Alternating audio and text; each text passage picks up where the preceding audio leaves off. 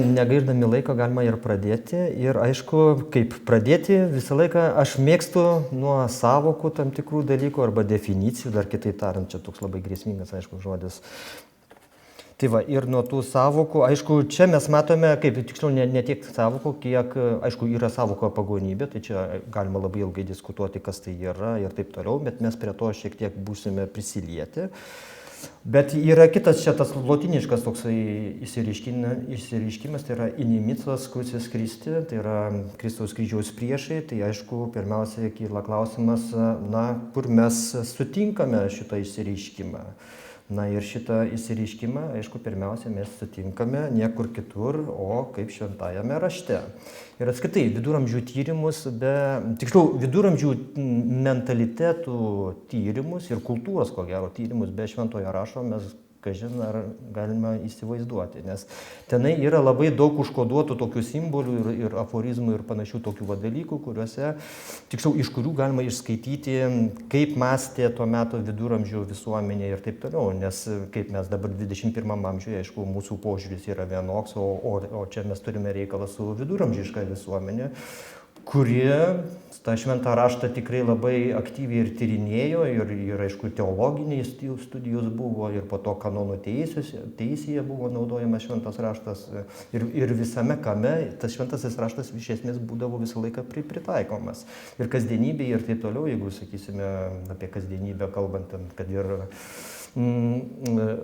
šeimininis gyvenimas, po to valgymas ir taip toliau, labai daug kas tenai, sakysime, mes randame labai daug tokių dalykų būtent tam šventajam rašte. Kaip žinome, šventasis raštas iš esmės yra į dvi dalis, reiškia naujasis ir senasis testamentas, tikriau senasis ir naujasis testamentas. Tai būtent pagonių įvaizdžių ištakų mes matome daugiausia senajame testamente, o po to, aišku, nemažai jų yra ir naujajame testamente. Aišku, kadangi čia yra žodis tas Kristus paminėtas, nes Kristaus kryžiaus priešai, tai žinoma, senajame testamente mes apie Kristų nieko nerasime ir todėl, aišku, viską nuo pradžių reikia pradėti būtent nuo Šventojo Pauliaus laiško Filipiečiams. Aišku, aš čia specialiai įdėjau lotinišką tą tekstą, kur ir išskyriau tuos žodžius inimicus crucis Christi, bet mes visą laimę turime kanoninį vertimą, reiškia, lietuvių kalba ir kokiame kontekste yra minimi būtent šitie žodžiai. Ir tas kontekstas rodo, kad, aišku, šventasis Paulius, ko gero, kaip jisai niekur apskritai neragino ten, ar, sakysim, kalavinių, ar ten kažko tenai kitaip, ten kažkokiais vėzdais, sakysime, kovoti ten su, aišku, jisai ten turi omenyje tą dvasinę kovą. Pirmiausia, aišku, kiekvienas krikščionis, kurie anot šventojo rašto ir švento to paties Pauliaus, reiškia, filosofijos ir vėlesnių bažnyčios tėvų, ir viduramžių kitų teologų, aišku, pačiame žmoguje vyksta kova, reiškia, pačiame žmoguje yra tas Kristaus priešas ir Kristaus, kaip sakant, tas draugas. Bet, aišku, mes pirmiausia pabandysime būtent tą Kristaus kryžiaus priešus susijęti su pagonybės tam tikrais įvaizdžiais. Taigi, čia Filipiečiams laiškas, po to, aišku, visas šitas Filipiečiams išsakytas tas teiginys apie Kristaus priešus, žinoma, kryžiaus žygių metu buvo viskas perkelta į tam tikrą retoriką ir, aišku, čia aš specialiai be Švento Bernardo Klerviečio yra begalės daugybė kitų šaltinių, bet čia aš specialiai paėmiau tą Švento Bernardą Klervietį, kur čia kaip tik rašoma, kad tas tamplierių arba naujasis, reiškia, riterių ordinas yra įkuriamas kovai, reiškia, jau fiziniais ginklais prieš tam tikrus krikščionybės priešus, jeigu šventasis Paulius kalbėjo, kaip minėjau, apie tos dvasinius ginklus, reiškia, ir kalavijas kaip dvasinis ginklas. O čia šventasis Bernardas Klervietis, bandydamas susijęti riterį su vienuoliu, reiškia, jisai taip išmastė, kad turi būti įsteigtas kažkoks riterinis, vienuolinis per brūkšnelį kažkoks ordinas. Tai šiuo atžvilgiu, kadangi Jeruzalė yra templium domine, reiškia Saliamono šventykla, tiksliau tariant, tai čia, aišku, iš čia yra kilęs tas tamplierių pavadinimas ir, aišku, jisai rašydamas tą regulą tamplierių, reiškia, irgi būtent tuos žodžius ir pavartoja su tą būtent intencija, reiškia, nes čia šiek tiek toliau, sakysime, Atsiprašau, čia toliau, reiškia, būtent rašoma, kad būtent to riterių žūtis, sakysim, kovojant už bažnyčią, aišku, tai yra pateikiamas kaip gėris ir kaip siekimybė, reiškia, o prisimenant dar prie to, kad apskritai ankstyvoji krikščionybė, reiškia, ta martirologija visa, ne, kankinių kultas ir tiksliau gerbimas ir ta visas kankinystė irgi buvo deklaruojama, kad tai yra už bažnyčią, reiškia, vardan tikėjimo, reiškia, pasiaukojimas ir taip toliau ir taip toliau. O kadangi Bernardas Klervietis būtent bandė, kaip aš minėjau, sujungti tas dvi grupės, vienuolį ir riterį, reiškia, kad ir tie būtų išganyti, kaip sakant, tai todėl ir tas tokia retorika. Ir aišku, be to čia 12 amžiaus apie vidurį, reiškia, jisai, tiksliau pirmoji pusėje parašo šitą tą pašlovinimą naujųjų riterių. Tai reiškia, jau buvo įvykęs pirmasis kryžiaus žygis ir aišku, pirmojo kryžiaus žygio sėkmė, ko gero padarė irgi nemažą įtaką, kad atsirastų tokia ordinai ir tokia būtent retorika. Jeigu pirmasis kryžiaus žygis, aišku, būtų pralaimėjęs, sakysime, tai ko gero tada retorika arba būtų švelnėjusi, nors, aišku, galimas daiktas ir būtų dar labiau radikalėjusi. Po to čia, kaip minėjau, yra daug tų šaltinių, bet, sakysime, vienas iš tokių jau vėlyvesnių, čia specialiai aš įdėjau, čia 15 amžiaus vidurys, reiškia, popiežiaus Mikalojaus V bulė Portugalijos karaliui Alfonsui V, kurio mes lygiai taip pat matome tos pačius išsireiškimus, reiškia, kurie, aišku, buvo taikytis saracienams, ne? Prie saracienų mes dar šiek tiek irgi grįšime. Ir po to, tai reiškia, čia jau, reiškia, Iberijos pusiasalis dar tuo metu 1454 metais pati rekonkista faktiškai jau ėjo į pabaigą, bet, tarkime, Granada dar buvo neužimta, reiškia, ir taip toliau. Ir po to, aišku, Portugalijos karaliai ten ir, tarp kitko, ir tie patys Ispanijos karaliai turėjo tam tikrų interesų ir Maroke, ten, ir Tunise dabartiniuose teritorijose, ten Šiaurės Afrikoje, reiškia. Ir, aišku, ta retorika, jinai buvo toliau eksploatuojama, taip galima pasakyti. O Baltijos regione, būtent ta, kai matome, retorika taip pat buvo eksploatuojama. Aš irgi specialiai parinkau tokį gal šiek tiek mažiau žinomą Arnoldo iš Liubeko kronikos ištraukėlę, kur būtent šneka apie Livonijos, čia kaip ir, kaip matome, reiškia, ir kitus, reiškia, barbarus, ten turima jisai omeny, reiškia, kad būtent kryžininkai turi ten žygiuoti, reiškia, ir būtent kalavijo pagalba laimėti Kristui, kaip sakant, tas barbarų sielas ten ir panašiai. Taigi viskas susumavus, mes gauname visoj toj retorikai, šnekant tik tai apie Inimicos Crucis Christi, reiškia, kliūnyje Abato Petro garbingoje mes turime laišką tam pačiam šventajam Bernardui Klerviečiui ir ten kaip tik yra čia išvardinta, kas slepiasi būtent po to Kristaus kryžiaus priešų sąvoka, reiškia, turkai, saracienai, persai, arabai ir kiti ten kažkokie visokie barbarai. Tai aišku, prie tų visų kitų barbarų, žinoma, galimas daiktas jisai turėjo omeny ten pailbio slavus, nes baltus, aišku, čia 1143 metai, tai žinoma, baltai Petrui Garbingajam ir jo labiau Bernardui Klerviečiui, dar ko gero nelabai buvo žinomi, bet buvo žinomi pailbio slavai, su kuriais, tarp kitko, ten gana nelabai sėkmingai vokiečių karaliai ir saksų kunigaikščiai ten kariavo, bandydami, aišku, įdiegti, ne tiek ten tą krikščionybę įdiegti, kiek primesti savo politinę valią šitiems visiems toms žemėms, kur yra dabartinė Vokietija, sakysim, Meklenburgo žemė, reiškia, ta visa Baltijos, ta šiaurinė, Baltijos jūros šiaurinės pakrantė. Tai jisai, reiškia, kadangi Petras Garbingasis, jisai netgi specialiai keliavo į Ispaniją, ten, kad susipažinti su Koranu ten ir taip toliau, tai žinoma, jisai tas Kristaus kryžiaus priešas ir kadangi dar vyko ir kryžiaus karų tas visas procesas, tai žinoma, jisai įvardina būtent turkus, saracienus, persus, tos arabus ir po to visi likusieji jam tie arabai, barbarai. Dabar, aišku, be viso šito sąvokos yra naudojama, tiksliau aptinkama šaltiniuose irgi Fili Belial. Tai reiškia, velnio sūnus, taip, lietuvių kalba, reiškia, išvertus ir aišku, toliau mes pamatysime, kaip iš kur čia atsirado tie velnio sūnus, reiškia. Taip, ir va, mes pirmiausia, reiškia, Karalių pirmoji knygui arba Saliamono pirmoji knygui, kaip tik matome tuos išsireiškimus. Aišku, jų ten yra žymiai daugiau, bet aš čia tik tai pačius charakteringesnius parinkau. Ir, aišku, atkreipime dėmesį, reiškia, čia Belialo sūnus vienam vertime yra išverčia, o kitur, reiškia, yra parašyti, kad Elijos sūnus buvo niekšai. Nu, čia, aišku, čia Urbšio, tai yra, atsiprašau, vertime 2000 metų šventojo rašto.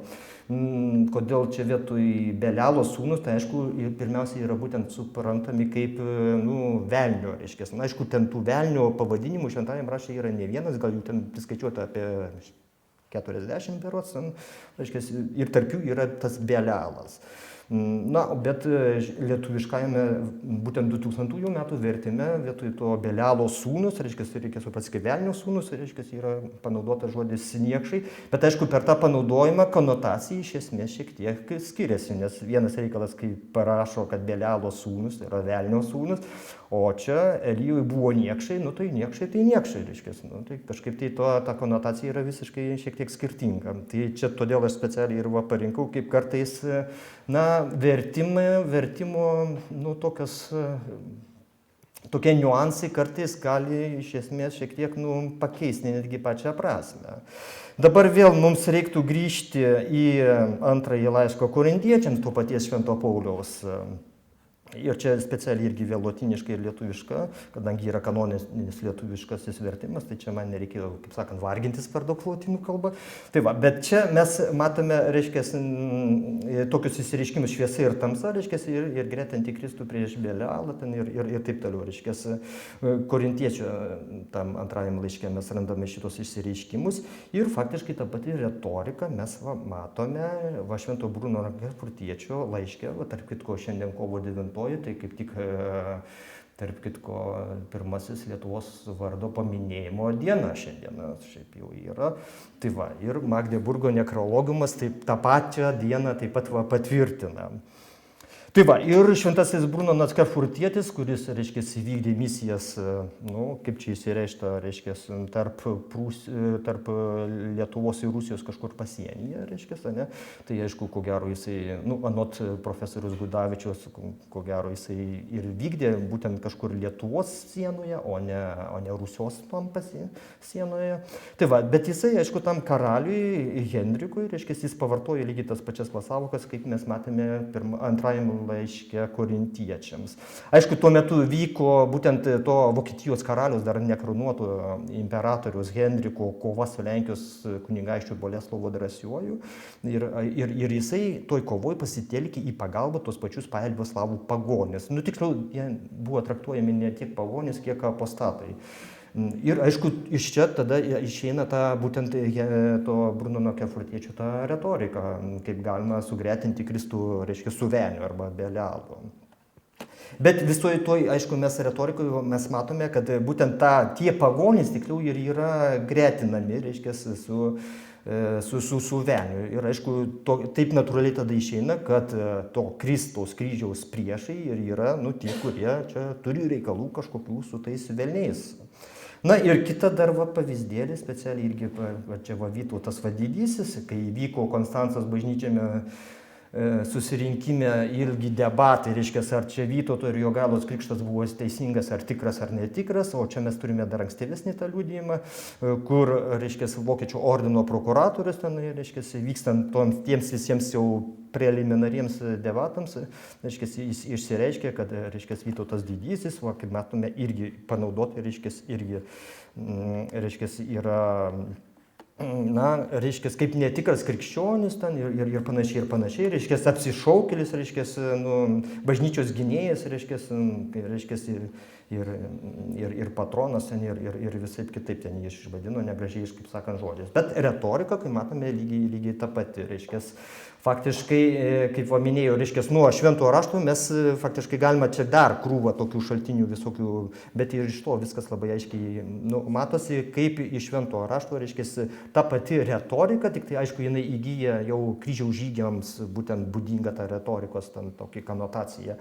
Jinai nusitęsė iki 15 amžiaus ir kaip iš to Portugalijos laiškų, Portugalijos karaliui mes matome, kad ir iki 15 amžiaus vidurio ten ir dar netgi šiek tiek ir vėliau ir taip toliau. Na, dabar, kadangi mes, kaip sakant, kaip supratome, su ko mes čia turime reikalą, tai dabar, aišku, kyla klausimas, o kaip tie pagonys, tapo tais velnio sūnum ir Kristaus kryžiaus priešais.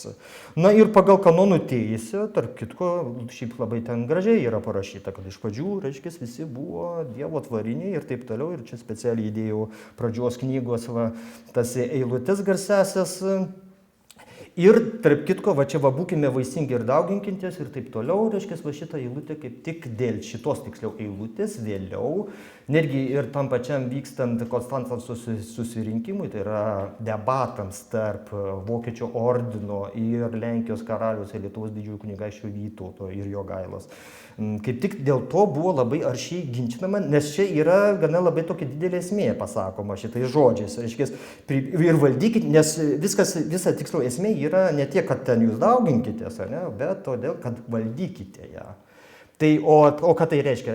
Jeigu priemam šitą eilutę, kad ir pagonis gali valdyti savas žemės, tai reiškia, kad Vokiečių ordinas neturi teisės užkariauti, ir apskritai jas pretenduoti ten ir taip toliau ir taip toliau. O jeigu, reiškia, šitas eilutės mes suprasime, kad tai buvo eilutės pasakytis tiems žmonėms, kurie čia, kaip sakant, buvo dar visiškai nekalti, tvarinėliai, reiškia, dar nebuvo to siužeto Ievos gundimo ten ir taip toliau, reiškia, jiems tada Dievas pasakęs, kad jūs valdykite, o ne po to. Tai jeigu taip aiškinant, kas ir buvo daroma iš Vokiečių ordino, sakysime, pusės, tai tada, reiškia, tie pagonys, lietuviai šiuo atžvilgiu, neturi jokių teisių valdyti šitas žemės. Tai kaip matome, viena eilutė, bet kiek daug interpretacijų ir nuo tos, aišku, kaip kas į tą pusę, kur palenkia, nuo to daug kas priklauso. Ir aišku, kaip Vokiečių ordino argumentai šiaip tuo metu krikščioniškoje visuomenėje buvo gana logiški, netgi reikia pasakyti, nes iš tikrųjų Dievas, reiškia, nekaltiems, dar nenusidėjusiems žmonėms liepė valdyti. Ne? O po to, kas vyko po to? O po to buvo buvo nusižengta, reiškia, pirmųjų žmonių gundymas, čia visa kita, ta visa mums žinoma puikiai istorija. Ne? Ir tada daug kas ir būtent iš kanonų teisės specialistų ir sako, sakysim, jau ten Augustinas ir ten visi kiti jau sakė, kad šitaip atsiranda ta pagonybė. Reiškia, žmogus nusidėjo, jis buvo išvytas iš rojaus, tas santykis pirminis su kūrėjo ir to žmogaus, pirmojo žmogaus santykis buvo sugriautas. Ir tada kas belieka tam žmogui, reiškia, prasideda, žinome, reiškia, nužudė ten Kainą, tiksliau Kainas nužudė Abelį, ten ir taip toliau, ir taip toliau. Ir po to prasideda, anot kanonistų, būtent stabų garbinimo pradžia. Ir čia specialiai, aišku, irgi vėl Senajam testamente apie tai gana labai daug yra prirašyta. O čia aš specialiai tokį vieną iš pirminių, taip sakysime, kaip Mozė, reiškia, buvo išėjęs ant Sinajo kalno ten ir laukė savo pokalbio su Dievu, ten izraelitai per tą laiką, kaip sakant, tik mokytojas nusisuko, kaip mokiniai klasėje pradeda bruzdėti, ten taip toliau, tai čia kažkas panašaus, reiškia, įvyko, jie ten pradėjo vadovaujami tokio Aarono, reiškia, jie subruzdo, kaip čia, reiškia, Mozė niekaip negrįžta, reiškia, ką daryti, reiškia, ir taip toliau, o mes nori garbinti Dievą, taip toliau, ir kažkaip tai, anot šventojo rašto, jie sugalvojo, būtent tą veršį aukso. Bet aišku, aukso veršis, tai kaip jisai yra, kaip simbolis faktiškai tos stabmeldystės, taip sakysime. Tai prasidėjo tas stabų garbinimo, ta stabų garbinimo pradžia, bet nepaisant visų šitų dalykų, reiškia šitų žmogaus nusižengimų, toj pačioj viduramžių kanoninėje teisėje, reiškia, buvo toks kontroversiškas pagonių vaizdinys. Nes faktiškai vienur buvo rašoma, kad vis tik nepaisant tų stalbendiškumų ir panašių dalykų, buvęs toks teisingas kaip ir pagonio paveikslas, ir kurį mes čia irgi specialiai parinkau tokį Ezechielio, reiškia, knygoje šventojo rašto, kad, reiškia, kad jie čia, jeigu garbingai elgesi, normaliai, reiškia, nu, ten nepijuokauja, žmonų nemuša, ten dar kažko neišsidirbinėja, na, tai nepaisant to, kad jie yra pagonys, bet jie kaip ir tokie gerieji pagonys. O dabar yra ir va, tas blogasis. Teisingai, dar prie gerųjų, reiškia, kodėl, reiškia, dar sustiprina tą gerųjų pagonių tą vaizdinį, va būtent va šitos va žodžiai, va raudonai pažymėtas, reiškia, kad jau čia paties Kristaus pasakyti, reiškia, ir kitų avių aš dar turiu ten ir taip toliau, ir taip toliau. Reiškia, iš to taip pat viduramžių kanonistai darė tą išvadą, kad jeigu yra dar tos kitos avys, reiškia, jos tik tai ne kitoj avydėj, tai kas belieka, reiškia, tas belieka tas avis atvesti į tą tikrąjį kelią. Na ir čia, aišku, tas evangelizacijos tas procesas ir visa kita. Reiškia, nu, tai tiksliau tariant, reiškia, čia kanonų ta teisė ir ta viduramžių bažnytinis tas elitas, aišku, suvokia, kad yra kažkokie tokie naivūs, reiškia, pagonys, kuriuos reikia tiesiog jiems parodyti tą kelią tikrą ir visą kitą, visą trečią. Ir tada jie taip intuityviai savyje jie atsituri to kažkokio noro būti prie Dievo ten ir taip toliau ir taip toliau. Bet šalia viso šito gražaus pasažo, aišku, yra va, būtent tas va, neteisingo pagonio paveikslas. Na ir va, faktiškai čia vėlgi Švento Pauliaus laiškas romiečiams specialiai čia va, parinkau, čia kur va, klastingumas, čia pavydas, šmeižikiškai ten dalykai visokie. Nu, faktiškai čia išvardintos visos tos 7 didžiosios nuodėmės, plus dar ten visokių kitokiausių nuodėmių. Tai reiškia, kadangi jie pagonys ir panašiai, tai aišku, jiems natūraliai yra pridergiamos visos šitos etiketės, kad jie ten išmeižikai ir ten visokie kitokie, ten išpuikėliai, pagirūnai, ten ir godus, ten reiškia, ir panašiai. Ir faktiškai visą šitą retoriką jau pateisinant kovą prieš to Kristaus kryžiaus priešus, aišku, jinai yra vartojama kaip visiškai savaime suprantamas dalykas. Reiškia, pagonys, reiškia, šia prasme, kiek kitokie paprasčiausiai net ir negali būti. Jie turi būti godus, šmeižikai, visokie ten akiplėšas, išpuikėliai ten ir panašiai. Nes, nu, tiesiog, nes jeigu jie būtų visiškai naivus, reiškia, ir geručiai, tai tada kaip čia prieš juos pateisinsi tą kovą, reiškia, ne? Taip, na ir po to, aišku, viduramžiuose buvo prisigalvota visokiausių legendų ir kaip sakant, tokių visokių istorijėlių. Va čia viena iš tokių, sakysime, kai Aleksandras Makedonietis veja ten irgi tokio Senojo testamento personažus, tai yra Gogą, Magogą, ten, reiškia, į Kaukazo, ten kalnus, ten. Ir po to atsit jie, pagal vėlgi viduramžišką tą pačią legendą, būktai grįžę ir po to ten jie ten jau, teriosia pirmiausia, aišku, žydai, nes jie irgi dėl visko yra kalti, kaip visą laiką, ir po to visų kitų ten žemės ir taip toliau, ir taip toliau. Ir aišku, dar kas įdomu, reiškia, kai tik tai pasirodydavo visokios, ordos, taip sakysime, kažkaip mongolai kokie nors, dar kažkokios ten, tai visiems iš karto ten, kaip sakant, plaukai piestų ir reiškia, jau viskas, jau pradeda, pildytis visos tos pranašystės, legendos, reiškia, ir taip toliau, ir taip toliau. Na, dabar nepaisant visų šitų dalykų, ką aš čia pasakiau, galima, aišku, pasakyti kitką dalyką, tai yra apskritai, reiškia, buvo viduramžių toj raštijoje tokie du, sakysime, požiūriai. Tai yra tokia interpretacijo Christiana ir interpretacijo Romana. Reiškia, ko jie skiriasi, to mes paaiškinsime. Dabar ta interpretacijo Christiana, reiškia, jinai visą tą pagonių įvaizdį konstravo faktiškai remiantis tik šventuoju raštu, gal taip reiktų pasakyti. O va ta interpretacijo Romana, jinai prie to šventojo rašto dar dažnai pridėdavo visokiausių iš antikos atėjusių ir į lotynų kalbą, aišku, išverstų į tą viduramžių, aš turiu omeny, lotynų kalbą išverstos ten visokius veikalus.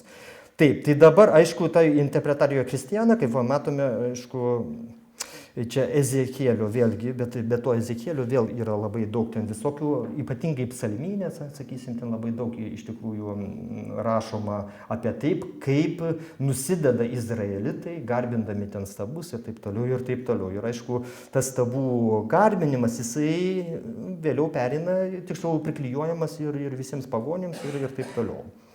Dabar, aišku, dar kitas momentas. Aišku, yra minimas, sakysime, kalvos kažkokios, aukurai ten ir taip toliau ir taip toliau. Ir aišku, tie, kurie sudaužo tuos stabus ir taip toliau, tai jie jau yra Dievo akyse, tai tie jau gerieji, kaip sakant, kurie nesilaiko visų šitų pagoniškų papročių. O tie, kurie, reiškia, laikosi, aišku, juos Dievas kaip ir turys, reiškia, kaip kūrėjas juos bausti, reiškia, nes jie, prasižengia, reiškia, ir ką su jais darysim. Na ir po to, sakysime, čia įstatymų knyga ir po to specialiai dar iš Naujojo testamento, čia mes paėmėm irgi faktiškai kartojasi tie patys motyvai, tai yra, kad pagonys garbino ten akmenis, kalvas, ten medžius, ten vandenis, ten ir panašiai. Ne? Ir dabar, sakysim, lygiai tą pačią mes retoriką matome jau, sakysim, popiežiaus Inocento III, bulėje, kur irgi specialiai, reiškia, gyvuliams, čia medžiams, žolėms, dvasioms kažkokiams ten ir taip toliau, ir taip toliau. Tai tiksliau tariant, reiškia, ta interpretacija kristiana eina būtent tą pagal šventojo rašto tą liniją. Dabar be tos interpretacijos kristiana, kaip minėjau, yra ta interpretacija romana. Tai čia graži iliustracija, kaip sakant, yra, žemės motinas garbinas, čia jinai, jeigu jūs matote, yra ten ta statula, reiškia, čia ne tiek tas altorius, reiškia, bet ten gilumoje, reiškia, jinai kaip tik matosi. Tai, kaip minėjau, reiškia, čia šalia tų vaizdinių perimtų iš šventojo rašto, aišku, atsiranda tų vaizdinių perimtų iš antikinės kažkokios literatūros. Na ir čia kaip pavyzdį, sakysime, aš paėmiau, štai mes matome Grigaliaus IX bulę, Bohemijos karalių arba Čekijos karalių, reiškia, kur šneka būtent apie prūsus čia šnekama, reiškia, kad jie čia merginas tarsi pajuokai gėlėmis vainikuotas ten aukoja ten ir taip toliau. Na ir aišku, iš antikinių mes žinome mitų ir ne tik mitų, reiškia, čia šiuo atžvilgiu, aišku, iš Trojos karo, reiškia, kad yra tokių irgi pavyzdžių, kai yra aukojamas, reiškia, mergaitės, ten, dukteris kažkokias ten ir taip toliau. Tai, aišku, kai mes šitos visus dalykus sugretiname, sulyginame, tai žinoma, mums kyla klausimus, ar čia tikrai tie pagonys, prūsai šiuo atžvilgiu, ne, tikrai tas vargšės merginas ten, papuošia, reiškia, gėlytėm ir po to ten jas aukoja demonams visokiams ir taip toliau. Tai čia tada, aišku, kyla tas pagrįstas klausimas ir kai šitaip nagrinėjai, tada galimas daiktas, kad visi tai Grigalius IX, arba tiksliau, apaštalų sosto kanceliarijoje ten ta bulė buvo surašyta, tai aišku, čia galimas daiktas viską perėmė, būtent, tiksliau, į visą tą peržvelgė per tą interpretatorių romaną prizmę. O ar iš tikrųjų taip buvo, tai būtent ir kyla tas didelis klausimas. Ir tokių, aišku, pavyzdžių čia galima, sakau, daugiau prirankioti, aš tiesiog tik tai tokį charakteringesnį tam, kad pailiustruoti, kaip tuos šaltinius, sakysime, reiktų iš tikrųjų nagrinėti ir pasižiūrėti visą šitą vaizdą, ten, kokiuose kontekstuose ir taip toliau, reiškia, iš kur jie tie vaizdiniai atėję. Dabar, aišku, be viso šito interpretacijų romanai ir interpretacijų kristiana yra, sakysim, ir kitokių įvaizdžių. Ir vienas iš tokių svarbesnių ir galingesnių ir tikrai tokį poveikį gana nemažą daręs, tai būtent buvo netgi diskusijos tokios, ar saracėnai yra tie patys pagonys, arba tiksliau, šnekant apie baltų visuomenę, tai ar tie baltai ir esą tie patys saracėnai, taip tiksliau tariant. Na ir aišku, ta savoka, iš kur tie saracėnai, tai vėlgi, sakysime, iš Biblijos čia yra tas siužetas, reiškia, kai Abraomas, reiškia, turėjo žmoną Sarą, tai vieni sako, kad čia Saros, reiškia, palikuonys, reiškia, jie, aišku, kaip taisyklė nusidėjo ten visai kitaip, reiškia, užrūstino gerąjį Dievą ir tada iš jų čia kilas tas pavadinimas Saracėnai. Arba, reiškia, yra ten, reiškia, Abraomas susilaukė, reiškia, sūnaus iš Izmailo, reiškia, sugulovė. Tarp kitko, čia visai įdomu, reiškia, nu, tas momentas, kad Abraomo žmona Sara, reiškia, buvo tokia gera savo vyrui, kad atvedė tą sugulovę, sako, štai čia tau, kadangi mes niekaip vyriškos lyties palikuonių negalime susilaukti, nu tai bent jau, ir jiems gimė tam Abraomui ir tai suguloviai, reiškia, Izmailas, reiškia, tas sūnus. Tai kitur mes sutinkame tą savoką Izmailititai, reiškia, nu kažkokia irgi, nu kadangi, aišku, Abraomo čia ir sugulovės sūnus, tai jisai jau vėl nuodėmiai, reiškia, gimęs ir visa kita, tai čia natūralu, kad vėl jiems, tiems saracienams ir apskritai po to pagonims yra prikergiamas, nu, toks pat, ta pati etiketė. Taip, dabar ir aišku, kadangi jie pagonės saracienai, tai buvo įsivaizduojama, o po to, aišku, kiti tiksliau įsivaizdavo, kad saracienai tai esą, nu, eretikai, reiškia, kažkokie. Bet, nu, ten, aišku, ginčiai buvo, ar jie ten daugiau eretikai, ar daugiau pagonys, ar daugiau pagonys negu kad eretikai, taip sakysime. Bet ir vieniems, ir kiti, aišku, čia tipinis toks paveiksliukas, tas Muhamedas, reiškia, ne, ir čia mes matome visai tokį gražų juodą raguotą kažkokį, ne, žmogė, nu, tokį velnį, reiškia, tas Belialas, taip reiktų suprasti, ne, kuris, reiškia, kaip sakant, kusina tuos musulmonus, reiškia, nusidėti, reiškia, ir garbinti, ne taip, kaip iš tikrųjų atseit reikia ten ir taip toliau, ir taip toliau.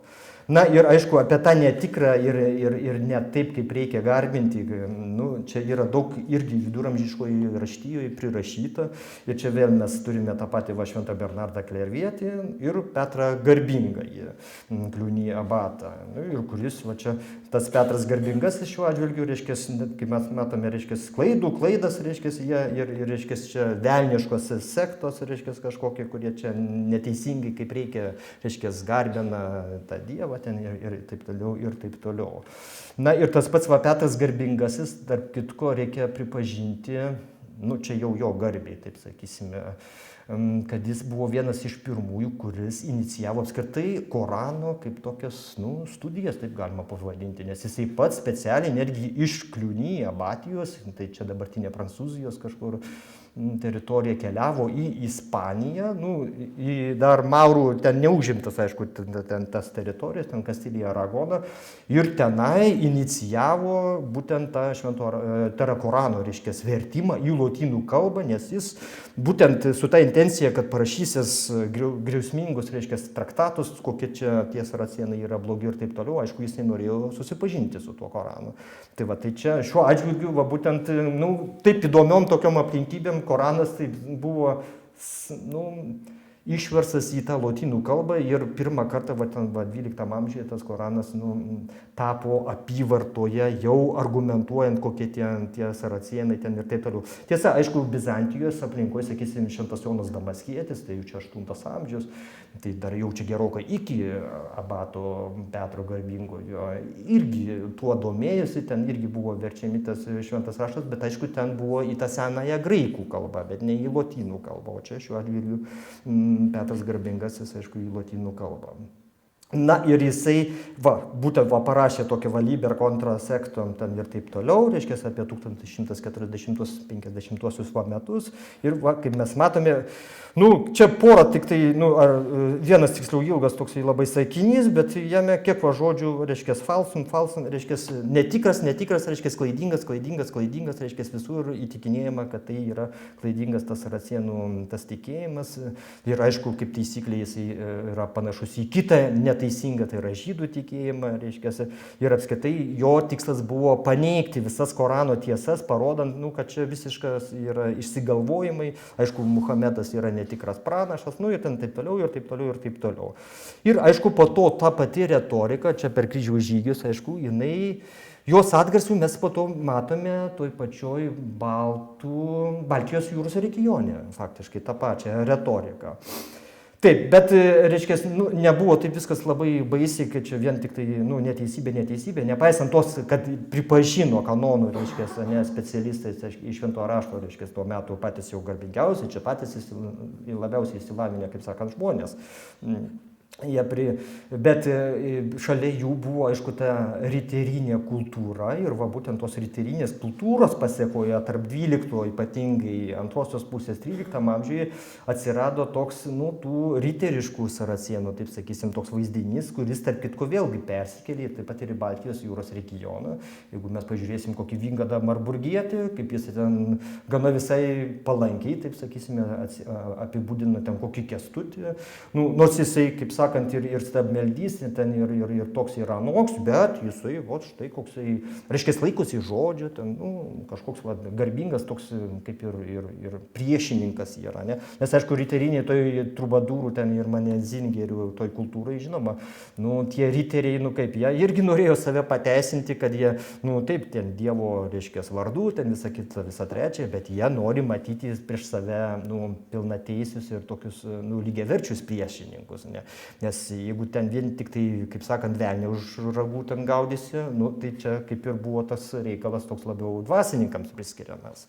Tai va, tai čia tas va riteriškasis saracėnų, reiškia, tas vaizdinys, aišku, jisai buvo pakankamai, nu, jis riterinėje toj kultūrai suvaidino tam tikrą vaidmenį, nes buvo prieita netgi iki to, kad Saladinas, reiškia, nu, jau čia ant 3 kryžiaus žygio ten, reiškia, vienas iš herojų, ane, musulmonų, Egipto, nu, tas sultonas, ane, jisai, reiškia, atseit mirties patalde, ten, reiškia, netgi krikštijosi ten slapta, aišku, ten ir taip toliau, reiškia, nu, tokių legendų, reiškia, visokių poemų ten tada buvo labai daug prirašyta ir taip toliau. Ir aišku, kaip tada, vėlgi čia iš bizantiškosios, vėlgi tengi buvo ten tokių visokių, nu, kada, pats žiūrėjau, Algirdas krikštijosi ir taip toliau, ten, nu, va tokių mes atspindžių vėl matome ir toj jau vėlyvesniuose tuose laikuose. Dabar, aišku, tai čia toks tik tai, ko gero, vienintelis ir yra tas va, saracėnų per brūkšnelį pagonių toks va, vaizdinys, nes visur kitur, kaip matome, išimtinai jisai toksai faktiškai neįgiamas. Na, o kadangi dar saracėnų sukergė, kaip sakant, su žydų įvaizdžiu, o čia, kaip matome, čia irgi, nu, tokie baisus tie žydai, pajuodė visi susiraukė, čia kumpanosiai tokie, nu jo, reiškia, ir, o Kristus, reiškia, labai romus veidas, reiškia, ir kilnus ten, ir taip kitaip, o čia visi susimokė, reiškia, ir taip toliau, ir taip toliau. Na ir aišku, kad čia mes matome va kitą sąvoką, va, būtent netikėtieji, ar lotiniška, arba infidelės, reiškia, tai va, tai čia šiuo atžvilgiu, nu, tie rėmai, arba tas spektras, reiškia, tų, prieš kuriuos reikia kovoti, jisai prasiplečia, ne? Nes šalia tų žydų, reiškia, yra dar kitų, reiškia, mongolai, reiškia, čia jie puola ten vengrus ir taip toliau. Ir po to, aišku, mes pačių saracėnus prilyginamus, tiksliau, saracėnams prilyginami baltai arba baltų visuomenės nariai, reiškia, mes matome tą pačią retoriką ir va būtent Baltijos jūros regione. Ne? Ir čia yra keletą daugiau tokių šaltinių, bet aš irgi keletą charakteringesnių parinkau, reiškia, nes va čia va kontra, taip toliau, reiškia, prieš prūsus ir kitus saracėnus, tai reiškia, taip reikia suprasti, kad tie prūsai ir yra tas saracėnai. Tai aišku, visa tai, koks buvo vaizdinys viduramžiuose apie tos saracėnus, aišku, jis automatiškai yra perkeliamas tada ant prūsų pečių.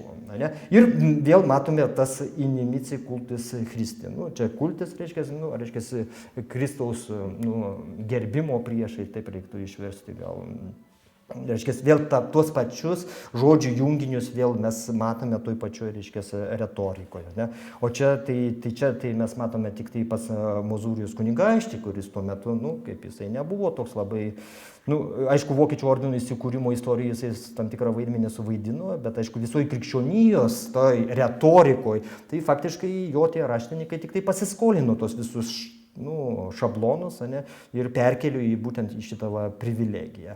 O dabar, sakysime, Rodžeris Bekonas, reiškia, pranciškonas, tai jisai yra solidus, kaip sakant, filosofas, visa kita, ten, per brūkšnelį tokios pretenzijos ir istoriko, ir etnografas, ir geografas, ir visų kitų galų meistras, kaip sakant, tai aišku, savaime, aišku, kad jisai ir šventojo rašto puikus tyrinėtojas, tai va, ir jisai savo ten tam opus majus arba operis majoris, reiškia, baigtame 13 amžiaus 70-mečio pabaigoje, irgi lygiai tą patį įsireiškimus, reiškia, kad saracėnai, reiškia, Prūsijoje, reiškia, nu, ir aišku, dar jis čia alemanus, reiškia, kažkaip, tai, nu, kaip, reiškia, reikia suprasti, prūsai saracėnai ir plus visi kiti barbarai, reiškia, susimokė, reiškia, ir jie trukda vokiečių ordinui, o vokiečių ordino tie vadriteriai, kai va metu, Faratės domo teutonika, reiškia, ir taip toliau, jie vykda tą kilnų darbą, reiškia, kovoja ten ir visai kitaip ir taip toliau, reiškia, už ką Bekonas, reiškia, nu, kaip pranciškonas ir taip toliau, reiškia, juos gyrė, reiškia, ir pateisino, aišku, visą šitą kovą. Na ir, sakysim, čia toks vienas iš vėlyvesnių, reiškia, prūsų ir apskritai baltų įvardinimas kaip saracėnų. Šiuo atžvilgiu čia Leto, nu, tai čia reikia suprasti, kad lietuvius jau čia šiuo atžvilgiu įvardina kaip saracėnus.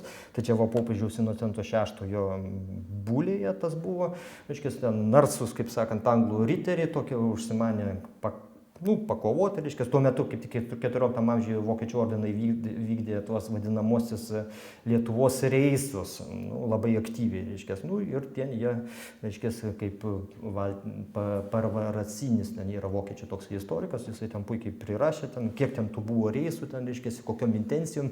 Tai aišku, jeigu mes pasižiūrėsim, ką rašė dar Huizinga, ten apie viduramžių rudenį, reiškia, tas mentalitetas, nu, jisai jau šiek tiek buvo pakitęs ir ta išvyka, taip sakysim, pas saracėnus lietuvius, nu, tai šiuo atžvilgiu buvo toks, nu, kaip nuotykis, taip sakysime, jis buvo suvokiamas, bet šalia viso šito nuotykio, aišku, buvo ir visi tie kryžiaus žygių retorikai būdingi elementai ten ir taip toliau ir taip toliau. Na ir dabar dvi sampratos, kaip mes matome, buvo apie pagonis ir tada gal labai tada trumpai galima pakalbėti apie du vyravusius santykius su pagonimis modelius. Na ir vienas iš jų yra būtent tos krikščioniškos misijos baltų visuomenėje ir kurioje, sakysim, čia vėlgi parinkau Adalberto Vaitiekas, reiškia, antrojo gyvenimo, kurį, tarp kitko, vėlgi yra parašęs tas pats šventas Brunonas Kerfurtietis, kuris, kaip matome, jau irgi naudoja tam tikrą retoriką.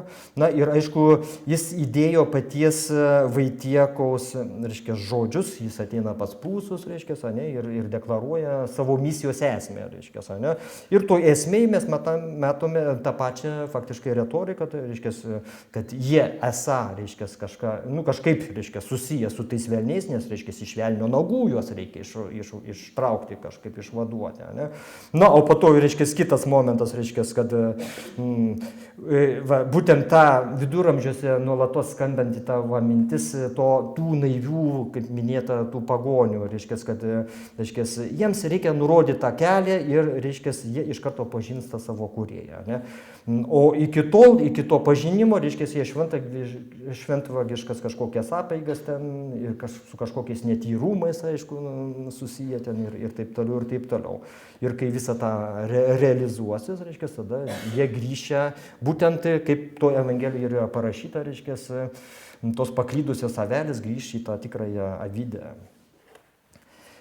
O šalia, tai čia, reiškia, tos krikščioniškos misijos, žinoma, ten kaip ir Adalbertas Vaitiekus, ir ten jo labiau tas pats šventas Brunonas Kerfurtietis, ir ten po jo ten visi kiti ėję misionieriai, žinoma, kaip jie dvasininkai, žinoma, jie ten, kaip jie negalėjo ten nei naudoti nei ten ginklų, nei ten ką, aišku, tam buvo būtent sukurti tie vokiečių, apskritai riterių ordinai, įskaitant ir vokiečių ordiną.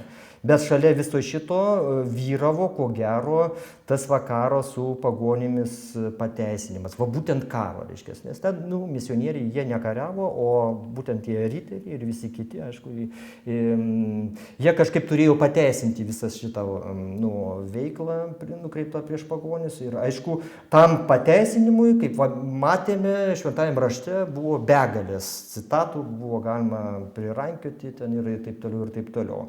Aišku, kitas reikalas, kad, kaip viduramžiuose, vėlgi, kaip kas skaitė ir kaip kas sugebėjo skaityti tą šventąjį raštą, nes, kaip minėjau, ten dėl tos vienos eilutės, reiškia, kur parašyta valdykite ją, reiškia, žemę, ne, buvo daugybė tų pačių protingų, kaip saka, žmonių ginčų, reiškia, ar jie taikytini pagonims, ar jie netaikytini ir taip toliau, ne.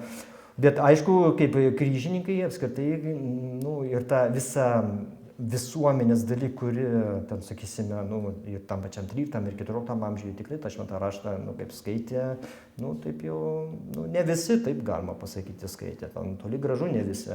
Tai va, ir aišku, bet ne čia esmė gal tame, kad daug kas, ypatingai iš to Senojo testamento, visos aforizmus, ko gero suprato labai pažodžiui. Tai reiškia, jeigu ten parašyta, kad ten, reiškia, va, viešpats su kariuomenė priešakyje, ne? Tai žinoma, tie kryžininkai visi ir Vokiečių ordinas taip ir save suvokė, kad jie ir esą tos viešpaties kariuomenės dalimi, reiškia, ne? Ir tada iš čia išeina, kad jie teisingą tą darbą dirba ir taip toliau. O čia dar aš norėčiau atkreipti dėmesį, kad Egiptas tas tyrlaukiais, o Edomas vis apleista dykynė. Tai čia vėl toj pačioj kryžiaus žygių toj retorikoj, kuri buvo taikoma ir prie Baltijos regiono toms visuomenėms. Tai žinoma, čia vietoje Egipto arba Edomo įrašykime Prūsiją, kokią Livoniją arba Lietuvą ir esmė faktiškai liks ta pati, ne, jeigu mes pakeisime šitos žodžius, ne, ir bus apleista dykynė ir taip toliau ir taip toliau. Reiškia, o kaip apleista todėl, kad Dievas savo kariuomenės, reiškia, nu, rankomis, taip sakysime, ne, tos kariuomenės, reiškia, tai Vokiečių ordino rankomis, ne, atliks gerą būtent tą darbą, kaip tie Vokiečių ordino riteriai įsivaizdavo. Na ir čia dabar dar viena iš Magdeburgo atsišaukimas, čia vėl 12 amžiaus pati pradžia, reiškia, vėlgi mes matome retoriką tą patį, reiškia, stabmeldystė, reiškia, demonų, reiškia, altoriai kažkokie ir taip toliau, ir, reiškia, ne, ir va, reikia nugalėti tos demonus, reiškia, visa ta retorika vėlgi yra paremta į tai, kad tie pagonės esą, reiškia, kažkokie prasižengėliai ten visokie, reiškia, to naivaus gerojo pagonio, nu, toj retorikoje mes vėlgi nematome. Ne? O kadangi nematome, tai aišku, tas pateisinimas vėlgi įgyja, tuose žodžiuose, reiškia, nu, faktiškai įgyjamas toksai kaip ir legitimumas. Ir va, Magdeburgo tas atsišaukimas, sakysim, jau čia prieš antrąjį kryžiaus žygį, kuris įvyko 1147 metais, tai čia tuoj faktiškai po pirmojo kryžiaus žygio. Tai va, vėlgi, tas pirmojo kryžiaus žygio sėkmė, ko gero, aišku, paskatino vėlgi vokiečių tą elitą, įskaitant ir saksų ten kunigaikščių ir jo ten visus vasalus, kovoti prieš tos apostatų slavus ten ir taip toliau ir taip toliau. Ir aišku, Lenkų kunigaikščiai vėlgi perima visą šitą retoriką ir pritaiko kovose prieš tos pačius prūsus. Ir panašiai. Tarp kitko, per antrąjį kryžiaus žygį mes kaip tik ir matome faktiškai 3 tokias pagrindinės kryptis, nu, arba faktiškai netgi 4, galima taip pasakyti. Tai yra, reiškia, į tą šventąją žemę, tam, kad išvaduoti ten Edeso grafystę ten ir taip toliau. Po to Iberijos pusiasalį, tai yra kova su rekonkista, nučiuliau rekonkistinė, ta kova su tais maurais vadinamaisiais, tai yra tais saracėnais, kurie ten buvo užėmę, reiškia, dabartinės Ispanijos nemažą teritoriją. Ir po to kova Baltijos būtent regione, tai yra prieš tos pačios slavus, o Lenkai, reiškia, kaip rašo Lenkų ten istorikai, faktiškai tuo naudodamiesi, aišku, nukreipė ginklus ir prieš tos pačius prūsus, aišku, vėlgi su ta pačia intencija, kad jie yra stabmeldžiai, čia šiokia tokia anokia, aišku, plėšikai, žudikai ten ir taip toliau, reiškia, visos 7 baisiosios tos nuodėmės jiems yra prirašomas ir taip toliau. Ir tokioj retorikoj, aišku, nu, kaip žmonėse, ten, sakysime, kažkokiuose, kryžininkuose paprastuose, ne, tai jiems kilo, žinoma, ten, pasipiktinimo banga, reiškia, kaip čia vargšus krikščionis, reiškia, tie prūsai, pagonys, reiškia, žudo ištisai ten ir panašiai. Na ir po to čia, sakysim, jau pačiai pabaigai mano pasisakymo, reiškia, specialiai paėmiau iš Petro Duisburgiečio šičia kronikos, kuri, tarp kitko, visas prologas ir visa pirmoji knyga faktiškai skirta kryžiaus žygių pateisinimui prieš prūsus. Na ir ten, aišku, čia mes matome tokį herojų Judą Makabėjų, reiškia, ir po to apskritai jo visą tą klaną, o iš Šventojo rašto vėl mes žinome, kad jis būtent kovojo prieš Izraelio, reiškia, priešus ir taip toliau. Na, o kadangi tie priešai Vokiečių ordino toj kryžiaus žygių retorikoje yra sutapatinami, kaip aš jau ir minėjau, su saracėnais ir plus apskritai visais barbarais ir pagonimis ir taip toliau, O tada Vokiečių ordino tie riteriai tampa tais naujaisiais judais visais makabėjais, kurie čia narsiai lieja savo kraują ten ir taip toliau ir taip toliau. Na ir po to čia, aišku, va teršia stalmeldystė ten ir taip toliau ir taip toliau. Reiškias, ir mes matome, va čia dar kitą keršyti už viešpaties kančias ten ir taip toliau. Nu, aišku, vėl toj retorikoje keršyti už viešpaties kančias, čia, nu, vėl yra tam tikrų niuansų tame, kad tas kerštas už viešpaties kančias buvo suvoktas toksai, nu, taip savotiškai, taip sakysime. Nes pačiam šventajam rašte tokių išsireiškimų tiesmukų mes nerandame. Bet vėlyvesniai, reiškia, toj kryžiaus žygių retorikoje atsiranda tas kerštas už viešpaties kančias. Aišku, tas pirmiausia, tas kerštas, nu, kaip tam šventajam rašte, aišku, buvo nukreiptas pirmiausia į žydus, nes atseit jie čia, reiškia, kalti, nukryžiavo ten taip toliau. O kadangi tas žydų, nu, tas vaizdinys, nu, buvo suplaktas su saracėnu, po to su apskritai su visų barbarų, ten mongolus įskaitant ir taip toliau, tai tokiu būdu tie patys baltų, reiškia, visuomenės nariai, prūsai, lietuviai ten ir taip toliau, jie tapo kaip ir atsakingi už nukryžiavimą, ne? Nors realiai taip, nu, žiūrint, nu, tai jie visiškai, kaip sakant, ne prie ko. Tai va, tai čia suma sumarum, reiškia, kalbant apie tas pagonių pateisinimą, kai matome, na, jisai daugiau vis tiek kyla iš to šventojo rašto. Reiškia, čia daugiau tas dėmuo eina interpretacijo Christiana negu ta interpretacijo Romana. Bet aišku, ten, kur visą laiką trūkdavo kažkokiu dar argumentų, žinoma, buvo galima pasitelkti ten iš kitų pagonių filosofų raštų ten ir taip toliau ir taip toliau. Nors aišku, vėl su tais pagonių filosofais ten visokių ten buvo niuansų, jeigu mes prisiminsime Dantę Alighiero, reiškia, ne, kai jisai ten rašė, atvyko į pragarą ir taip toliau, tai jį pirmasis sutiko, taigi pagonių poetas Virgilijus, ne. Nu ir po to, aišku, nu kaip jisai ten turėjo paaiškinti, nu kaip čia pagonis, reiškia, jį krikščionį dorą, reiškia, vargšą ten išvytą iš Florencijos, reiškia, sutiko, ne. Nu ir po to eina iš tas išlankstimas, kad na, jisai buvo tas gerasis, reiškia, pagonis. Reiškia, jis nebuvo susiteršęs, ten ne dar kažkoks, reiškia, jis rašė gražias poemas, nu tai kur jisai ten, kam jis galėjo užkliūti, nusidėti kam, ne? Nu, jisai tiesiog per anksti gimė, reiškia, jeigu jis būtų gimęs, reiškia, po Kristaus, jis neabejotinai būtų tapęs krikščionis, ir doras, ir taip toliau, ir taip toliau.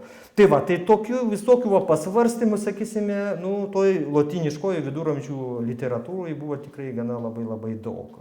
Na, aišku, nuo tų pasvarstymų, kaip minėta, na, dėja, sprendėsi kai kurių, sakysime, kad ir čia Lietuvoje, ne, likimai iš esmės.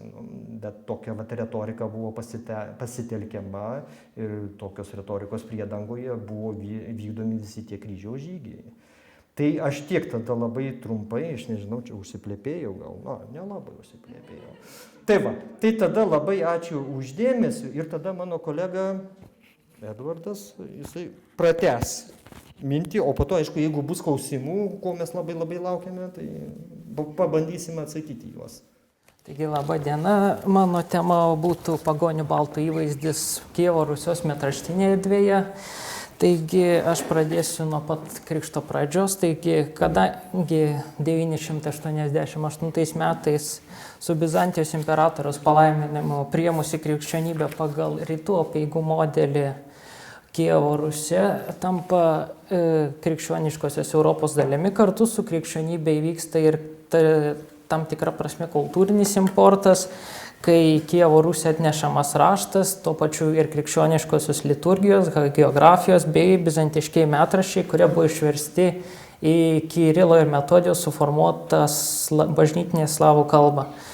Tai ši įtaka atsispindėjo ir vėlesnėse metraščiuose, kurį Rusijos metraštininkai perėmė kronikinį metraščių variantą, kuris buvo žymiai paprastesnis nei Bizantijoje paprastai populiaresnis istorijų variantas, kuriuose būdavo ypatingai daug antikinio palikimo, metraščių kalba buvo sudėtinga, o kronikinius metraščius buvo pakankamai lengviau aiškinti, jų žodynas buvo paprastas ir jinai tinka tiek lokaliems vienuolynams, tiek valdovams dėl savo neypatingai intelektualiai šaukiančio turinio.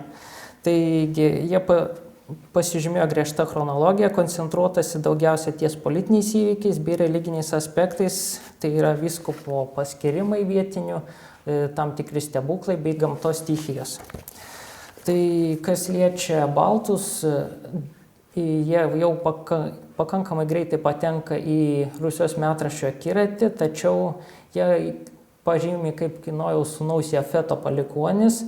Tuo pačiu dar pažymima, kad jos yra duoklininkės Kijevo Rusijai, tačiau apskritai tiek 9, tiek 10 amžiuje Kijevo Rusijos metraščiuose baltų tie aprašymai nėra kaip nors ypatingai detalizuojami. Ir pirmasis įrašas yra, kuris, kaip ir galim sakyti, ginčytinas toksai, datuojamas 945 metais, kuriame pirmą kartą sutartyje taikos tarp Kijevo Rusios ir Bizantijos minimas jotvingis Gunarevas. Tai čia istoriografija dar nėra aišku, čia tiksliai buvo jotvingis, ar čia jotvingio srities pasiuntinys Gunaras. Todėl šita data nėra tokia galutinai priimtina. Tačiau pirmas visuotinai priimtas jotvingių bei baltų genčių pirmasis paminėjimas datuojamas 983 metais, kai Kijevo kunigaikštis Vladimiras įsiruošė žygį prieš jotvingius ir juos paėmė, kaip rašo metraštininkas. Taip pat yra minimi lietuviai, rytų galindai, žiemgaliai, bet toliau kokių nors ypatingų apibūdinimų jie nenusipelno. Apibendrinus, mes nieko negalim pasakyti iš šių pradinių metraščių, kaip ir įvaizdžio tos tam tikro formavimo, vien dėl informacijos skurdumo. Tas pats yra ir 12 amžiuje, taip vadiname Kijevo metraštyje, kuriame minimi lietuviai, jotvingiai, tačiau tik minima, kad lietuviai yra Polocko kunigaikščių, kaip ir pagalbininkai, o jotvingius puola Rusios kunigaikščiai. O pirmasis toks išsamesnis būtų apibūdinimas tai 1696 metais, kai jotvingiai užpuolė Haličo volynę, tačiau negalėjo pasipriešinti tuometinio kunigaikščio Romano didžiojo jėgai ir Romanas didysis įsiveržė jotvingių žemę ir jie nusiaubė. Apibūdinamos erdvės kaip pelkynai ir miškai jotvingių.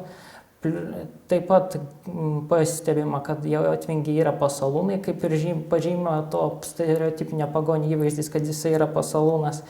Ir taip pat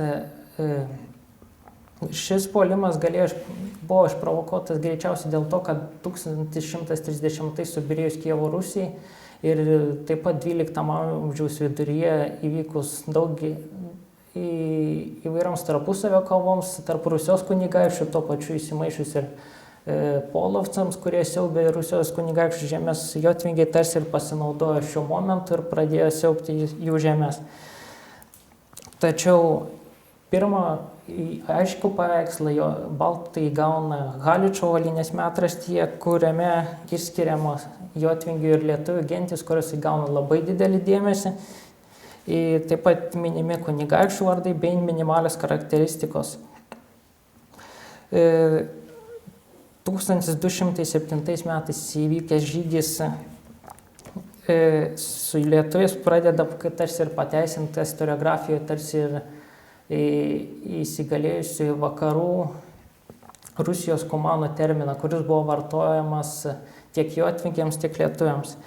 Ta pati pažymi ir lenkai, lenkų kronikininkai, kurie teigia, kad tai labai smarki gentis, žiauresnė už pačius žiauriausius žvėris, neprieiname, nes yra atskirta labai plačių dykumų, labai tankiai saugusių miškų ir klampių pelkių, tarsi stereotipinė ta pagonio erdvė, kurioje jis geriausiai jaučiasi. Taip pat 1248 metais įraše galim surengus jotvingiam žygį į Ochožą ir Busoną ir Haličo Volynės kunigaikščių susiruošus jų atremti, vėl matoma jų nuolatinė jotvingių ypatybė pulti iš pasalų, kiek vėliau rašoma, kad atremti kariuomenę nuo metraštininko susirinko visa jotvingių žemė, tiek pėstieji, tiek ant arklių, ir jų skaičius buvo toks didelis, kad buvo užpildytas visas jų miškas. Prasidėjus mūšiui krito daugybė iš abiejų pusių, tačiau Vasilkas su broliu Danilu laimėjo. Ir anot Danilo krikščionims kautis lauke, o pagonims tik miškuose priimtina, kaip tarsi daroma užuomina, kad krikščionys kaunasi sąžiningai, o pagonis tik tai iš pasalų ir būtinai savo uždarose patalpose, o ne atviram lauke. Atviram lauke tarsi ir iškart automatiškai nustatoma krikščionio pergalė. Jotvingiai buvo pabėgę iki prūsų žemių, kur prūsai sutikę jotvingius išreiškė nusistebėjimą stoti į kovą su tokiu galingu priešu. Tarsi apskritai Haličo Volynės metraštis yra tarsi atvira panegirika Danilui kunigaikščiui ir jo Vasilkui, jo broliui. Taip pat šiuo epizodu tarsi galima atskirti tai, jog kumanai, pečenegai ir mongolai metraščiuose nebuvo traktuojami šiame lygmenyje, kurie tarsi jotvingiai ir buvo žemesnėme lygmenyje, priešingai nei mongolams, kuriems jie derinami su jau atėjančia apokalipsė, Gogų Magogų, taip pat kaip ir Polovsai prieš tai, kurie ten buvo kaip ir absoliuti globali katastrofa, jų pasirodymai. Taigi po daugybės 12 amžiaus viduryje vykusių žygių Haličo Volynės kunigaikščių pažymima, kad nors jotvingiai kadaise ir buvo stiprus, tačiau, kaip rašoma šičia apačioje, Dievas įsodino jiems baimę į širdį, taip ir jie tarsi susilpnino, tai tarsi ir netikėlius, kurie kovojo prieš krikščionių Dievo rėmėjus. Taip pat pažymimas vienas epizodas, kai užmušus Danilo kariui jotvingį, jam krentant nuo arklio, tarsi visi ir pamatė, kaip jo siela iškart krenta į pragarą.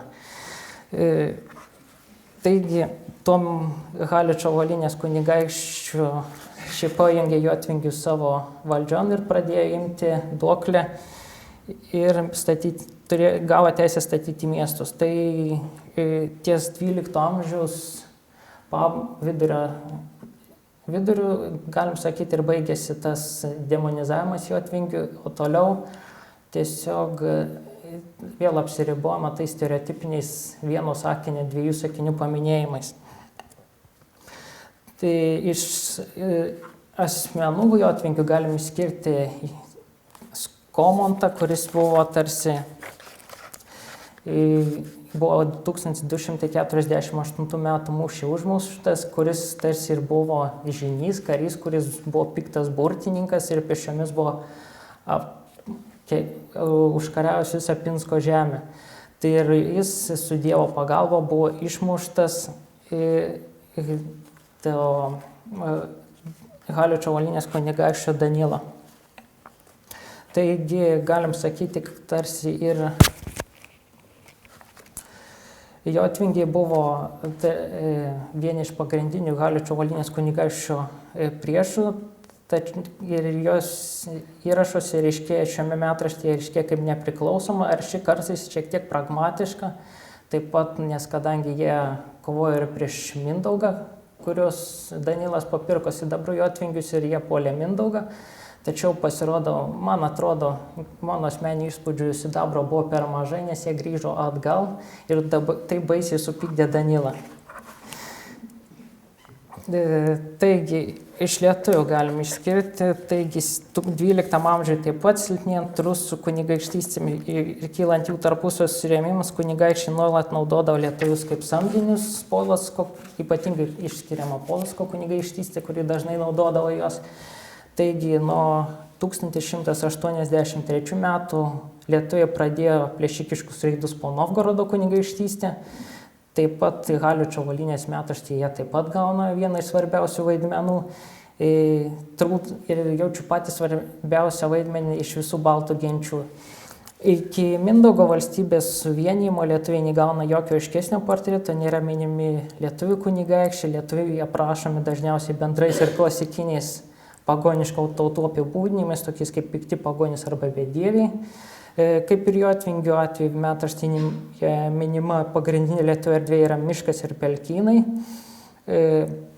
Po totorių vykdytų Kijevo Rusios kunigaikštysčių užkariavimų lietuviai pradėjo naudotis kaimynų silpnumu ir vadovaujami lengvenių surengė nesėkmingą žygį.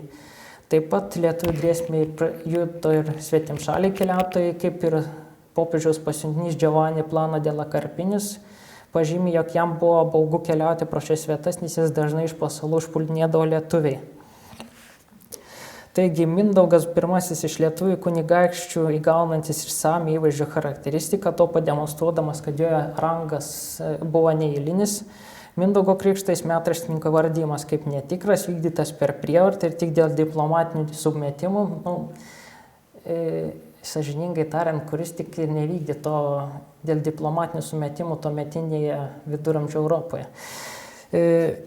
Įrodant tai atskleidžiama niekšybė diskredituojanti Mindaugą, jog jis slapta garbino ir atnašavo savo dievams, esą tebetikėjo prietarais, jis vengęs miške nulaužti šakas, bijojo zuikių ir deginės mirusiosius, kas ir matoma šiame įraše.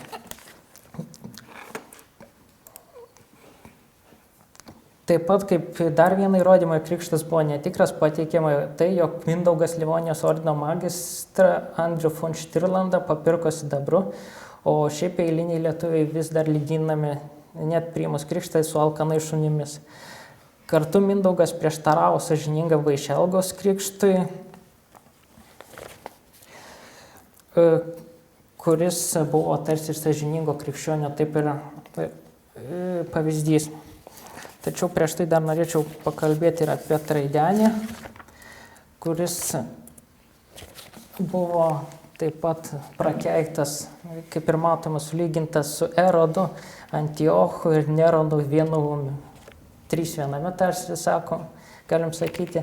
Tai visai logiškai pateisinama, kadangi jis pradėjo pakankamai agresyvią ekspansiją Haličo Volynės kunigaikštystės kryptimi ir tarsi kadangi ta ekspansija buvo sėkminga, tai visai suprantama puikiai šitie kaip ir keiksmai, kadangi Neronas kaip ir pasmerkęs buvo krikščionis, tai galim sakyti, tarsi ir kažkokia buvo gal paralelė, aš nežinau, kad Haličo Volynės kunigaikštystė buvo prasmerkta ir Traidenio.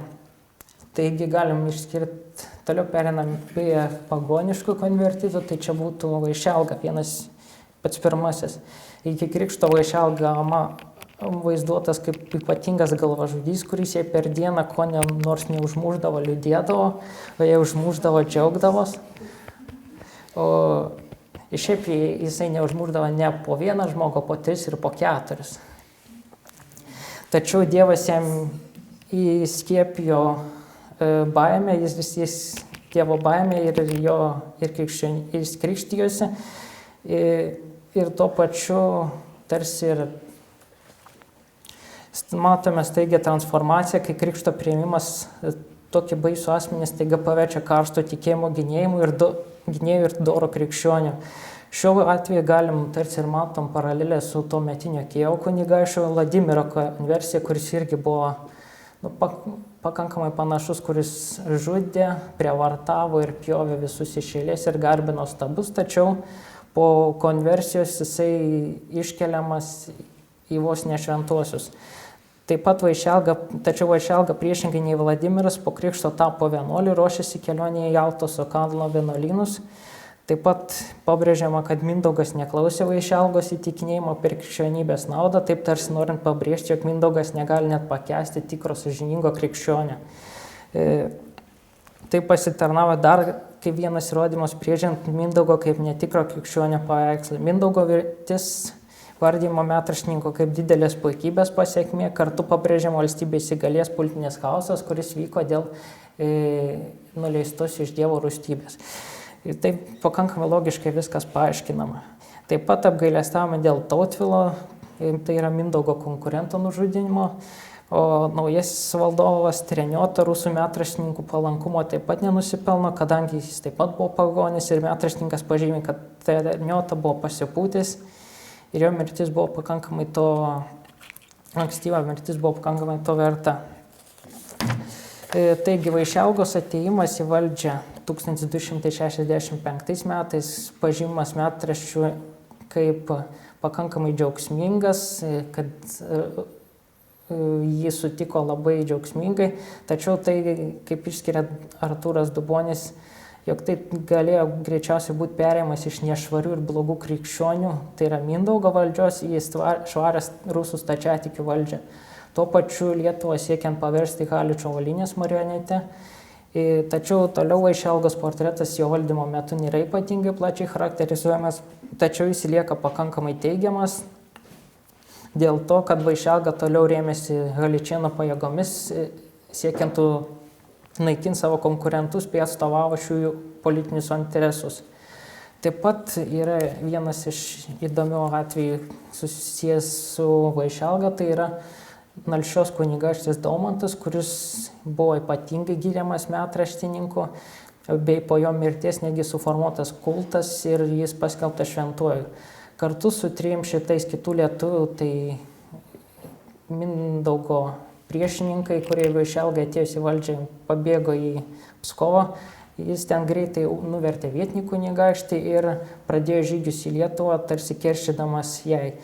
Vėliau jis sėkmingai gynė Pskovą nuo ordino, o jo valdymu vėliau pašvęsta panegirika Kazanėje Blagoverniam knyazijai Daumantė į Chrabrastijevo, kuriame Daumantas iškeltas kaip tobulas krikščionybės karys.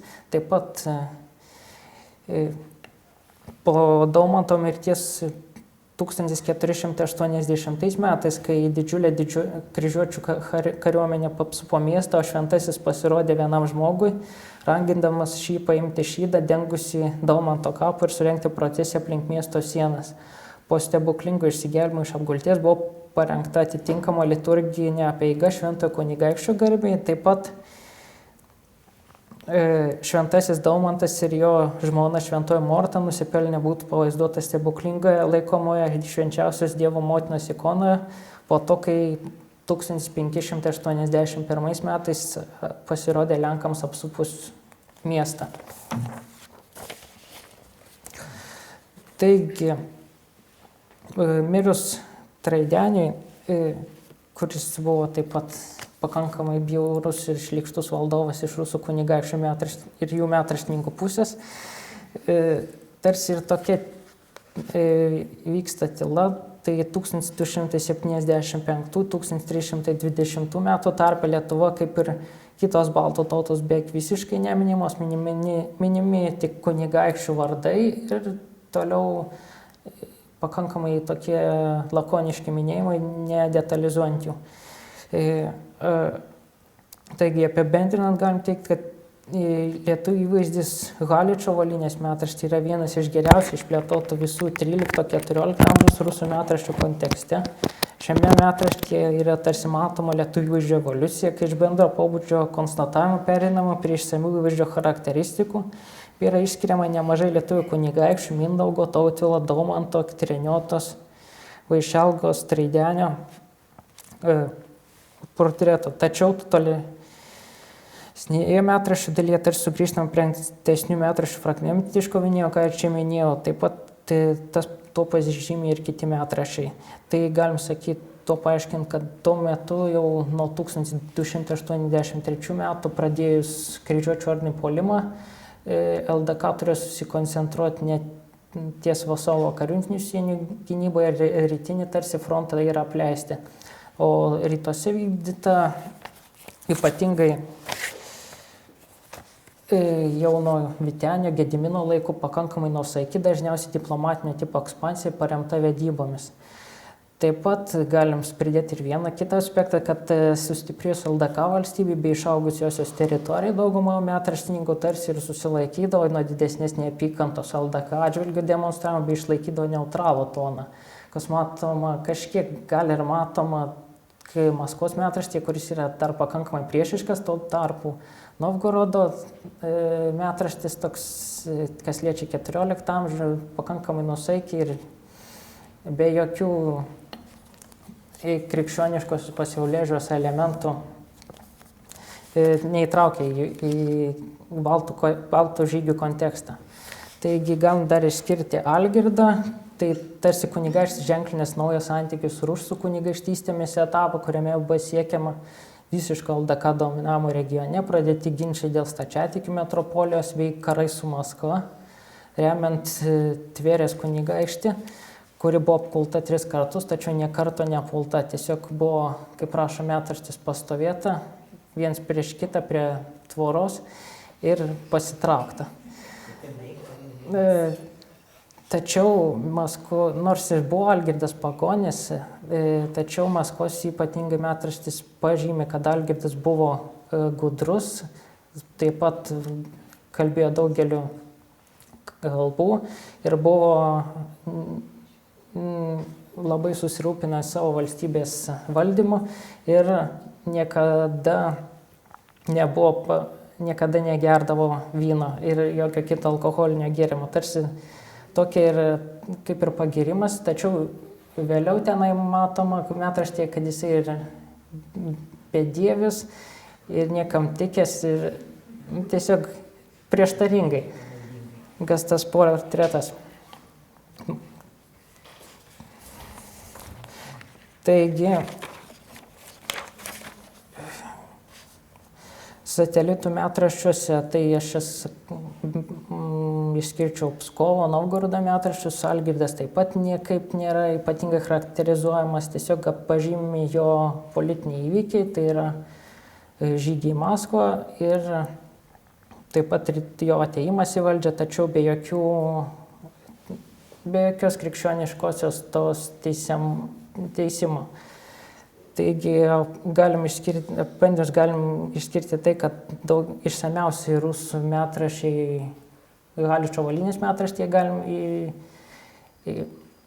išskirti Jotvingių ir lietuvių portretą su kaip tam tikrais kunigaikščių charakteristikomis, tačiau vėliau ypatingai sustiprėjus LDK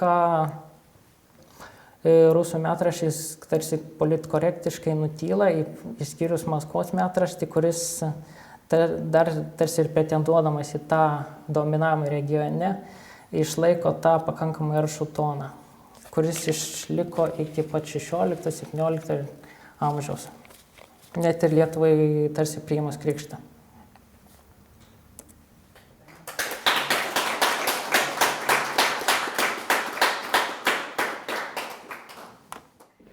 Taip, ačiū labai.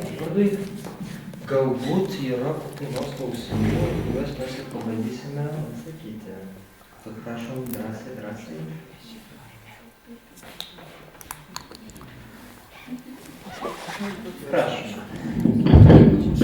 Gal jūs čia naudojat nesenąją rusų metraščių kalbą, bet kartais jau vertimą į nūdienos kalbą. O metraščiai buvo rašomi, aš nežinau, ar jūs originalais naudojatės ar ne. Ten 19 amžiaus. Nes vienur rašo, kad yra rašyti, sakykime, lietuvių kroniką rusėnų kalba, slavų kalba, bažnytinė kalba, gudų kalba. Jūs naudojatės kokiais tekstais? Kokia kalba? Ten senoji, tai skaitos cerkovno-slavianskį jazyk, tai čia būtų senoji bažnytinė slavų kalba dažniausiai. O ten metraštis tas buvo vėlesnis, tai ten buvo išversta rusų kalba, tai šį paėmiau. Nes senesnių tokių kaip aš neturėjau tuo metu, su senaja ta kalba, ypatingai kas liečia Algirdą. Aš galėčiau tik tai nebent papildyti, kad iš tikrųjų tie visi metraščiai jau faktiškai jau nuo 18 amžiaus buvo publikuojami, po to 19 amžiuje dar kartą publikuoja, aš galiu dabar tas nenustojas yra procesas. Bet čia jūsų daugiau klausimas, aš taip supratau, dėl pačios terminijos, dėl kurios faktiškai Na, nei patys rusų istoriografai iki galo nesusitarė, nes čia tai yra, kaip jūs pats pasakėt, labai daug įvairių terminų. Tam pačiam, reiškia, tai pačiai kalba tiksliau įvardinti. Nes ta vadinamoji kaip slavų kanceliarinė kalba, tai aišku, tai nėra kalbė, viešo, buityje ten ir taip toliau, reiškia. Tai va, tai tą reikia, aišku, irgi turėti omenyje. O dabar, kaip pavadinsi, aš manau, nelabai ir pavadinsi. Tai šią prasme, svarbiausia tik, kad išskaityti. O, sakysim, 19 amžiuje tai vėlgi su tom, slaviškom to raidelėm, kurių dabar, pažiūrėjau, mūsų kalboje net nėra. Tai daugelis tai tokių tekstų yra publikuota. Taip, gal dar daugiau klausimėlė. Nes kai pasakoji, tiesiog gal kažką prasileidė netyčia ten taip toliau, o jūsų klausimas kaip tik galėtų dar labiau pagilinti tam tikras žinias ir apie dar labiau išsiplėsti ir gal prašau, Negle, jūs norėtume? Ne?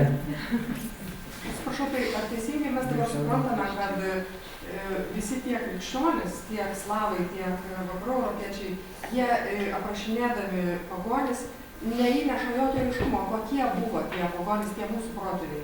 Mes nieko iš jų nesužinome. Aha, taip, čia yra tam tikra iš tikrųjų problema, nes kaip mes matome, reiškia, tie visi vaizdiniai, kad jie ten, sakysime, yra starmeldžiai, ten visokie kitokie, ten netyvom dvasiam, ten ir taip toliau, aišku, tai faktiškai nieko iš tikrųjų nepasako konkretos, ne, kas slypi po to sąvoką netyrusios dvasios, ne. Tai švento rašto mes matome, kad čia faktiškai slypi, kažkokie velniai ten ir panašus tokie dalykai, ne. Arba slypi, būtent per tą interpretaciją romaną, reiškia, kažkokie pagoniški romėnų dievai ten ir taip toliau. Bet būtent kokios konkretybės, sakysim, teonimai, kokie konkretus, ne, išskyrus, aišku, yra, kad, sakysim, Gendrikas, Eiliuotojo Livonijos kronika, sakysim, viena pirmųjų, ten 13 amžiaus antroji pusė, faktiškai beveik pabaiga, ten paminė, sakysim, Perkūną. Ne? Po to ten, sakysime, Haličio tas pats Voluinės metraštis vėlgi, porą tų teonimų paminė, bet kokios dievų tų funkcijos už tų teonimų slypi, mes konkrečiai faktiškai negalime pasakyti, nes apart tų teonimų mes beveik nieko neturime. Iš tų pačių ankstyviausių. Vėliau prasideda tas, jau su renesansu susijęs, sakysime, 15 amžiaus ypatingai antrosios pusės, ir po to 16 amžiaus atsiranda daug įvairių kronikinių, kurios ten bandoma, tiksliau tie kronikininkai bando ten nustatyti kažkokių dievų funkcijas, kaip ten kas buvo ten ir taip toliau. Bet vėlgi jie daugeliu atveju remiasi jau, kadangi jau čia renesansas, aišku, didesnį dėmesį skyrė būtent antikos atgimimo, ne? Ir tada tokiu atveju, sakysim, jeigu paimsime kokį Dlugošą, jisai tuos teonimus pirmuosius didžiuosius, taip sakysim, tuos vyriausiusius dievus, sakysime, tai aišku, ten mes nerasim nei vieno lietuviško, arba prūsiško kažkokio pavadinimo, baltiško, ne, ten Jupiteris, ten Diana, ten ir taip toliau, jis apie tuos, reiškia, rašo. O kas, ar tikrai, sakysim, tie trys, sakysim, plus viena deivė, ar ta formulė iš Deluzijos, sakysim, bet ant tos indoeuropiečių, ar jinai ten galiojo, reiškia, ir ar tai suvokė būtent taip Janas Dlugošas, sako kronikininkas, tai mes iš tikrųjų tų duomenų negalime iki galo pasakyti, nes pernelyg mažai yra tų duomenų, iš kurių mes galėtume kažką pasakyti, apart tos pačius teorimus. Todėl čia mano daugiau paskaita buvo gal ne tiek papasakoti, kokia buvo apskritai ta pagonybė, bet būtent tas ištakas, iš kur tie vaizdiniai atplaukia ir kaip tie vaizdiniai, kaip etiketės, reiškia, yra priklijuojami tam tikroms etninėms grupėms, ten, reiškia, tiems įsivaizduojamiesiems priešams, arba tikriesiems priešams ir taip toliau. Ar tai reiškia, kad jie nepažinojo šitų žmonių? Kad jie nepažinojo sakysime, jeigu grįšime prie to paties Bernardo Klerviečio ir to paties garbingojo Petro garbingojo, taip. Tai aišku, tie buvo asmenys, kurie, ko gero, per savo gyvenimą nėra matę jokio nei slavų pagonio, nei apostato, nei saracėnų, ko gero, nes jie nebuvo nei šventojo žemėje. Nu, tiesa, Petras Garbingasis, kadangi keliavo į Ispaniją, nu, tai gal ten jį buvo, ten kažkoks ten Mauras, sakysim, ar kažkur prašmėžavo, taip sakysime. Bet aišku, jie būtent va tą savo vaizdinį, kas yra tie pagonys ir juos sulygindami su saracėnais, jie faktiškai paima būtent iš to šventojo rašto. O ir tada, aišku, tas tikrasis pagonių, reiškia, tas vaizdinys, sakysime, nu, jo kaip ir nėra, yra tas būtent iš to šventojo rašto paimtas. Tai gal aš taip galėčiau pakomentuoti. Ar dar yra kokių klausimėlių? Tai jeigu nėra, tai tada labai ačiū visiems.